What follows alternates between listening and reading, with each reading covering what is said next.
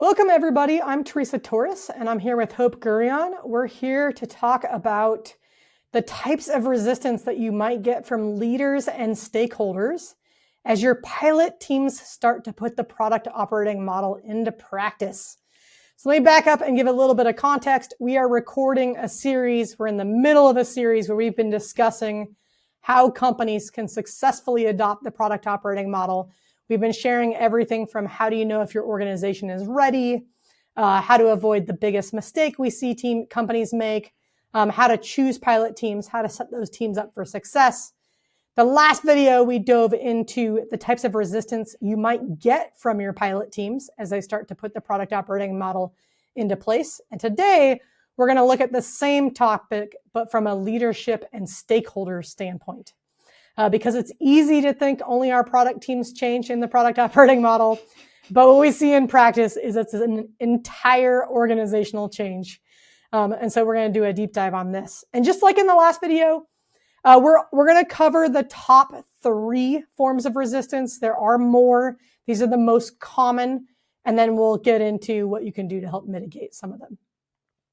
All right, Hope, do you want to kick us off? What's our first big form of resistance from stakeholders and leaders? Well, you kind of touched on it. I think one of the things that exposes this is depending on the amount of socialization that has been done within an organization about what does the product operating model or what does it mean to be outcome oriented as an organization, it might expose that, if certain leaders and stakeholders thought this was just the technology group's new way of working, it immediately sort of confronts them when we have the pilot teams. And then their first resistance point is when those same leaders and stakeholders are, where's the solution that I was expecting from you? So when our stakeholders and leaders are still expecting their specific solution requests, mandates, however it's framed, that immediately starts to challenge the pilot teams who are working towards an outcome agnostic of the solutions that they might develop on the way. And so this one is, usually that first point of resistance is, I thought I was still getting my solution idea. You were just doing some stuff differently to get me that solution idea. Yeah, we talked about this in our video about how to prepare your leaders and stakeholders. One of our recommendations was, when you're choosing pilot teams, you want to make sure their leaders are bought into being outcome focused. And even if you do that, when you have your pilot team start working, you still might encounter this form of resistance of like, yeah, I get it. I agree with their outcome. They're working on the right thing, but I thought they were going to do it this way. Right? And this is, I think I often see this as like, we're outcome driven and output driven. So you could still do all the steps we recommended in the previous videos, but this is still going to come up because change is hard. Change is hard for everybody. And so I might, in my head, intellectually agree, I want this team to work on this outcome, and that all makes sense to me. But somewhere emotionally in my gut, I'm still committed to my favorite solution, and I still believe my favorite solution is the best way to reach that outcome. Mm-hmm. Yeah.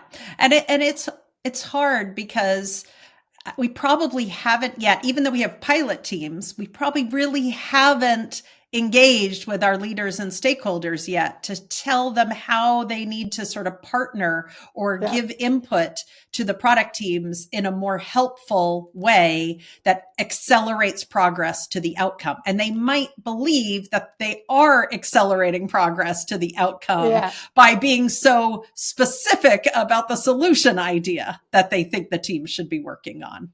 I think also, especially with leaders and stakeholders, these tend to be people more senior in the organizational hierarchy than our product team individual contributors. And so it's really easy to believe but I have a lot of experience with this. I know more than these teams. Where does that experience get to come into play? And when do I get to use my expertise? And so there's a little bit of a learning curve. We want our stakeholders to give their input and to share their experience, but we need to learn new patterns where they're sharing that experience without dictating outputs. Exactly right. There's another reason I think that leaders kind of gravitate to what they've always done, which is like, let me show you, tell you what you should be doing.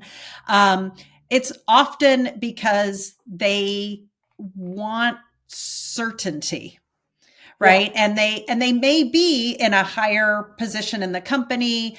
They may have more influence over decisions. They may be used to being in sort of a powerful role. And it's not that their role isn't powerful. It's just that we're switching from, your role is no longer to dictate what the teams do. It's how do we help the teams have that strategic context so that they accelerate making good choices. And so again, this tension between leaders who are used to being very directive and being very and sort of clinging to this illusion of certainty that they've had when they dictate solutions, to kind of relinquishing that to being much more clear on, this is what success looks like.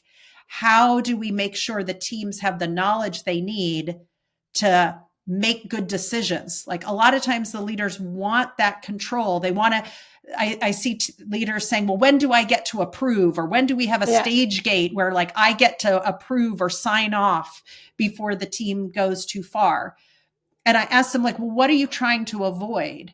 And they're like, I don't want them to go so far down a path that's the wrong path, right? That's the fear. Yeah. And so they feel like they're shortcutting that or circumventing that by being prescriptive about the solution. Yeah. And in fact, there's other ways, and we'll talk about them, that they can engage that is actually much more empowering to the teams and doesn't create this sort of bottleneck dependency on the leader to make all the decisions. Yeah, so this is a really good one. So just to clarify, this is our second form of resistance, is this idea of not wanting to give up control and needing certainty. And it overlaps quite a bit with this first one of like, okay, I know you want your outcome, but I still want my output. And I think this one comes up a lot because there's a trade-off we're making when we move to empowered product teams. The trade-off is we're saying, look, as a manager, you can dictate all of the decisions and you can have complete control over what your product teams work and do. And you're a smart, capable person, and some subset of those decisions are going to be great. But we know from experience that they're not all going to be great. And you become a bottleneck. Like everything goes through you. We move at the pace of you. And it's exhausting. It burns people out. And I think the trade-off we're making when we move to empowered teams is we're saying, look, you are going to give up some control. It doesn't mean you're giving up all control. You're giving up some control. And what you're getting back in return is you're not a bottleneck. You actually get to go home at the end of the day. Your teams get to move faster.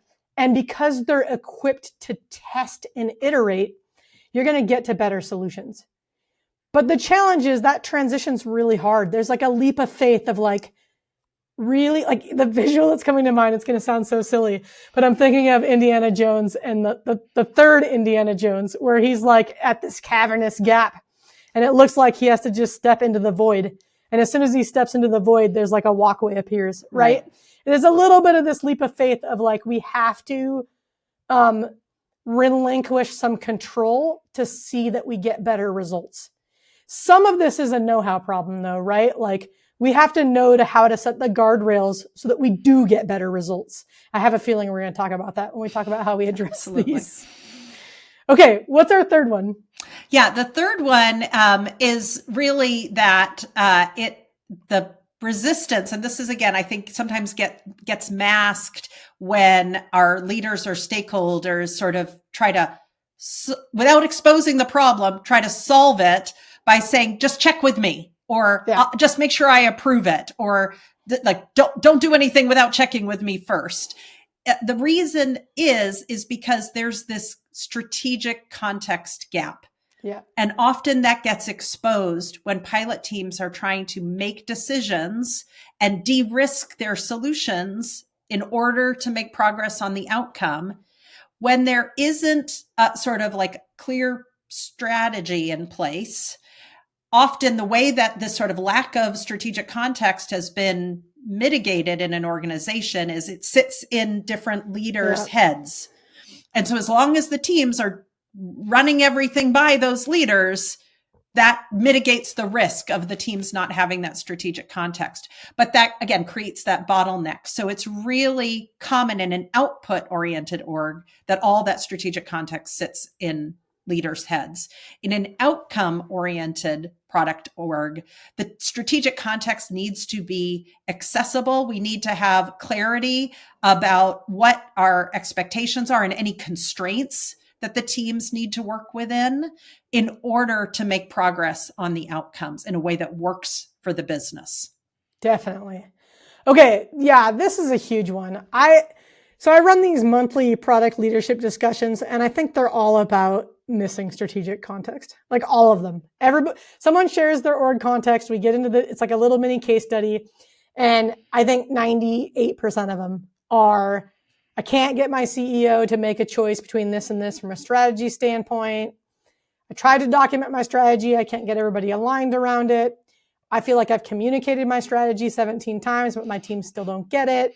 Like, it's all around strategic context. And strategic context isn't just strategy, right? It's vision, it's strategy, it's whatever your current strategic objectives are.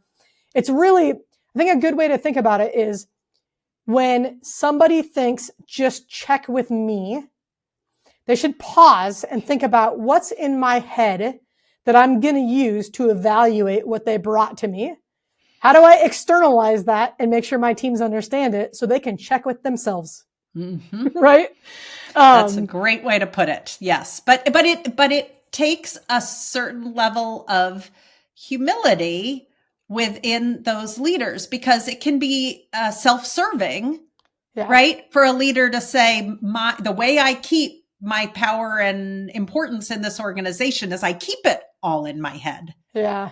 And that's the conundrum of trying to move towards an outcome-oriented style of product management, is we actually need more shared understanding of the strategic context. And that does require some hard choices at leaders, which is why, going back to our very first video, you want to make sure the CEO is on board. Yeah. Okay, you might be getting into this. So I know you have a whole section you want to get into around rituals for what to do when these come up. Mm-hmm. One of my questions for you is, okay, well, I am a leader and I don't want to give up control and I want to keep my power in the organization and I want to use my expertise. How do I manage empowered teams? What am I doing to overcome my own resistance to this change? Yeah, and I'm going to, in that scenario, I'm going to presume that is not a product, tech, design, functional leader, that might be somebody operating in another part of the company with strategic context. Now, it could be. I think it could be either. It could be either. But again, if you're in the product, design, tech organization, it would be confusing to me that you would want to be leading empowered teams and also saying, check with me on every decision. Yeah, that would be confusing. This is like a heart gut thing. Or a brain gut thing. Like I see this a lot. Like I am bought in. I'm intellectually bought in. I'm emotionally having a hard time letting go. And I think the reason why it happens is because as the leader, I'm being held accountable to my team's outcomes. So I need to know that they're making progress on the outcomes. This is where I think rituals come in. So why don't we get into the rituals? Yes. So again, wherever the resistance is coming from, I personally, I see it more so from stakeholder partners or GMs, business unit, like depending on the organization, where they've been prescriptive about solutions, or if they're willing to relinquish the solutions, it's like, check with me before you go too far. So one of the things that we can do is, again, for these pilot teams, we need them to show their work. And so again, we talked about this in the last video. How do we have these sort of discovery, delivery demos or outcome, progress demos? You can call it whatever you want, product reviews.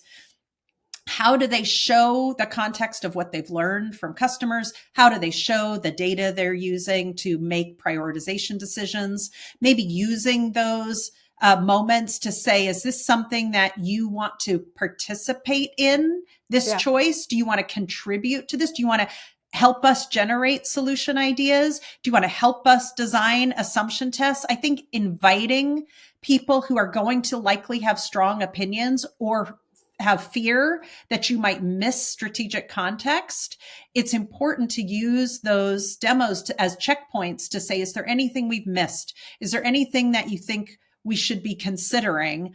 And then trying to expose that or capture that as either strategic context for the team to bring with them as they continue to make decisions, or decide that there's certain people who want to play a role in making some of the decisions, so that the way the team is working isn't like an us versus them. It's a we. Who's the right we to make this decision? I think the other thing that's really important here is that the leaders and the stakeholders almost have to learn a new role. So if teams are showing their work, it's really easy for a leader to be like, I don't like that solution. What if we did it this way instead? And I think that's really problematic. Like, I give this silly analogy of like a team says, we should make a red balloon. And a leader says, no, we should make a blue balloon. Like, they're not meaningfully different. It's just a preference being expressed. But this drives our teams nuts because it removes their empowerment, right? They came up with a perfectly adequate solution and we're still saying no. Yeah. And I think instead, what leaders need to learn how to do is, again, how to pull that strategic context out of their head. And instead of saying, don't do this, do this, saying, I think there's a constraint you're not aware of. Let me give you information you might not have. And then you still give the team the freedom to figure out how to evolve their solution. And if it turns out in this context, a blue balloon is really better, they're gonna get there because you've given them the constraints they have to satisfy. And that's, I think, a skill leaders have to learn, because it takes setting the ego aside a little bit. It's not, I have the right answer. It's my job is to help you get to a better answer. Yeah. I think this is also where leaders sometimes I think out of a desire to make progress as fast as possible, give the answer or give an answer. Sometimes they may be sharing that answer as another idea, but the teams interpret it as a directive.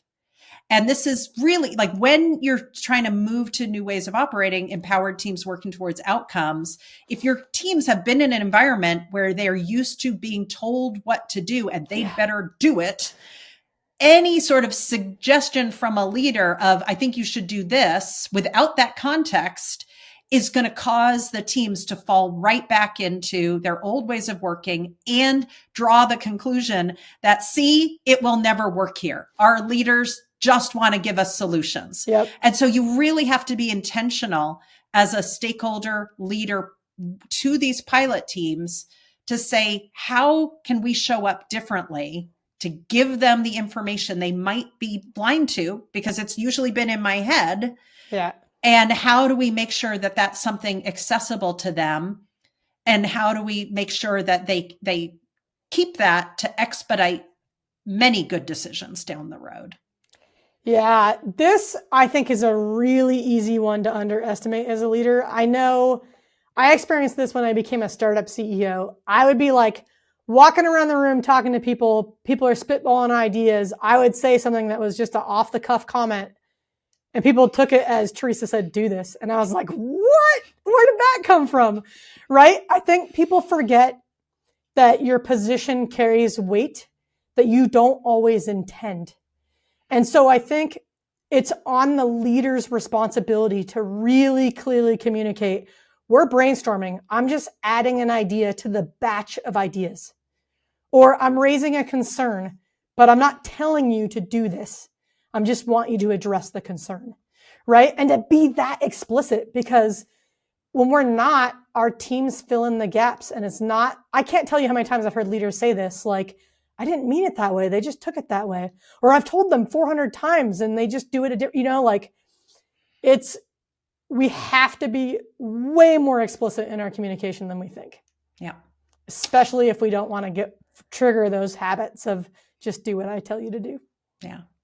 I think the other thing that these sort of ritual, again, it can be product outcome reviews or discovery delivery demos or whatever, when the pilot teams are showing the progress that they've made, especially like given like the next decision that they're going to make, it's really important for the leaders or stakeholders to those teams to assess for themselves, and maybe actively discuss it, because these pilot teams are doing it for the first time.